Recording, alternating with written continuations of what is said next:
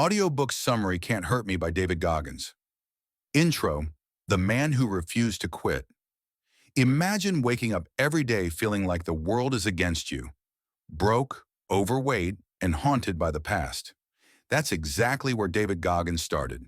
Before he became a Navy SEAL, an ultramarathon runner, and one of the toughest men alive, Goggins was just a kid trying to survive a brutal childhood, one filled with poverty, racism, and abuse. But his story isn't about the pain he went through. It's about how he used that pain to build unshakable strength. His message is simple, but powerful. You can't hurt me. Chapter 1, From Broken to Built.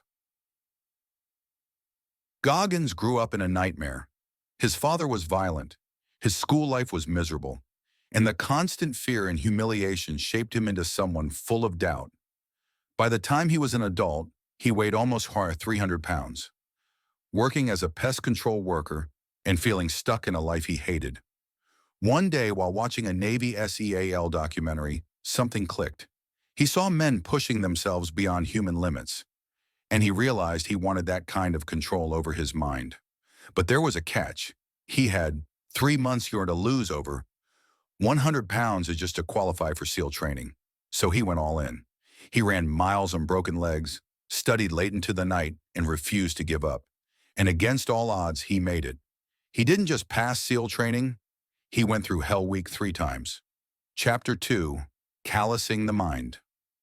Goggins says we all have something called the friend, mind's governor. It's like a limiter in a car. It stops you from pushing past a certain speed. When things get hard, your mind says, stop, that's enough. But the truth? You're only using about 40% of your potential.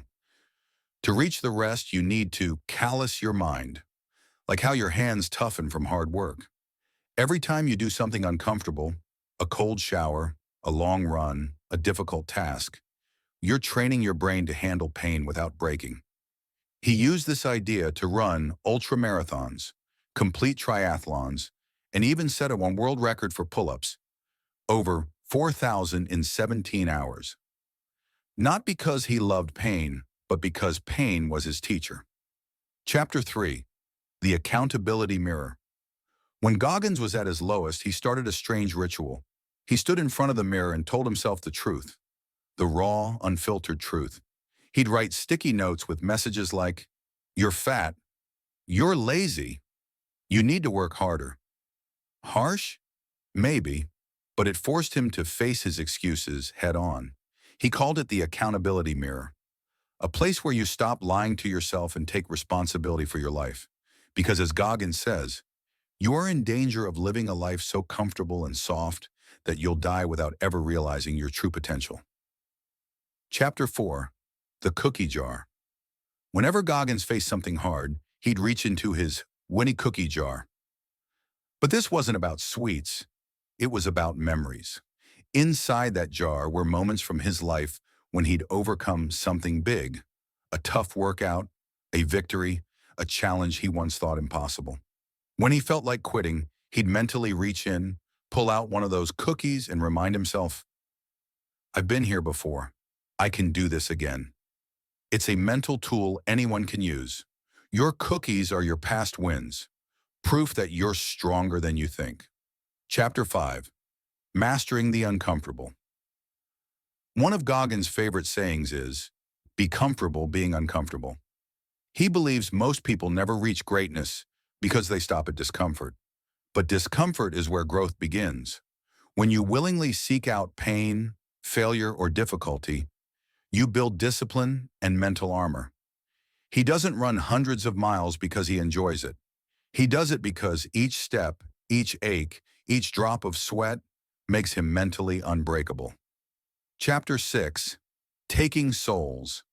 Goggins developed a mindset he calls taking souls. It's when you face an opponent, real or imagined, and use their doubt as fuel. During Navy SEAL Hell Week, instructors tried to break him. Instead, he smiled through the pain, ran harder, shouted louder, until the instructors were the ones who looked defeated. Taking souls isn't about revenge. It's about proving that you can rise when others expect you to fall. Final thoughts. You can't hurt me. David Goggins' story isn't about being superhuman. It's about being relentlessly human, facing pain, fear, and failure, and choosing to keep going anyway. His life is proof that the mind is the strongest muscle you have. And just like your body, it grows when you train it with hardship. So if there's one message to take away from Can't Hurt Me, it's this: you are capable of far more.